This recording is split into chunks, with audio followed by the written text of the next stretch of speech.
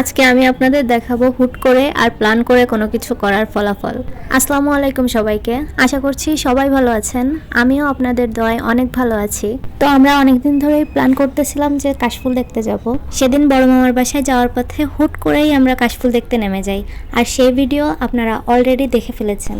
আর তারপর বাসায় এসে আমরা প্ল্যান করি শাড়ি পরে একদিন কাশফুল দেখতে যাব। তো যেই কথা সেই কাজ, আমরা শাড়ি পরে কাশফুল দেখতে চলে গেলাম। তো ম্যাক্সিমাম জায়গাতেই কাশফুল গাছের মধ্যে পানি জমেছিল, তাই আমরা কোথায় নামবো সেটা ডিসাইড করতে পারছিলাম না। তো গাড়িওয়ালা চাচা আমাদের একটা সুন্দর জায়গা দেখে নামিয়ে দিল।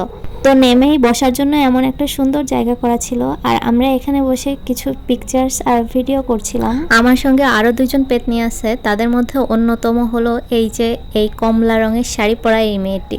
ও হচ্ছে আমার ফারিয়া আপুর বান্ধবী। মূলত ওর কারণেই শাড়ি পরে প্ল্যান করে কাশফুল দেখতে আসা, কিন্তু ও এতই ভাগ্যবতী, যেদিন থেকে প্ল্যান করছে সেদিন থেকেই আর সূর্য ওঠে না। তো অনেক তপস্যার পর সেদিন একটু সূর্য উঠছিল, এই জন্য আমরা চলে গিয়েছিলাম। কিন্তু গাড়িওয়ালা চাচা এমন জায়গায় নামাই দিছে যেটা দেখে আমি ওকে কিছুই বলি নাই, কারণ দেখা গেল ওকে এই জায়গা সম্পর্কে কিছু বললে ও আবারও একদিন প্ল্যান করে অন্য কোথাও নিয়ে যেতে বলতো, এবং এর থেকেও খারাপ কিছু হতে পারতো।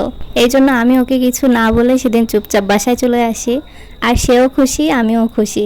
সো এটা হচ্ছে আমাদের সেই কাঙ্ক্ষিত প্ল্যান করে শাড়ি পরে যাওয়ার লোকেশন, আর এইটা হচ্ছে আমাদের সেদিনকার হুট করে কাশফুল দেখতে নেমে যাওয়ার লোকেশন। এখন আপনারাই বলুন কোনটা বেশি সুন্দর, হুট করে নাকি প্ল্যান করে কোনো কিছু করা, এবং আপনাদের কোনটা বেশি ভালো হয়, হুট করে নাকি প্ল্যান করে, সেটা আমাকে কমেন্ট করে জানাতে ভুলবেন না। তবে আমরা কিছু ভালো পিকচার তুলেছিলাম। লোকেশনটা মন মতো না হইলেও আমাদের পিকচারগুলো মোটামুটি ভালোই হয়েছিল। যাই হোক বুনু, তুমি আর মন খারাপ করো না, সব জায়গায় কাশফুল অলরেডি মারা গেছে, তা না হলে তোমাকে আবার আমি নিয়ে যেতাম। সামনের বছর খুলনার সব থেকে সেরা জায়গায় তোমারে নিয়ে যাব। তারপর আমি একটু কাশফুল নিয়ে উড়াচ্ছিলাম। কাশফুল তখনই ওড়ে যখন সেটা মারা যাওয়ার পর্যায়ে চলে যায়।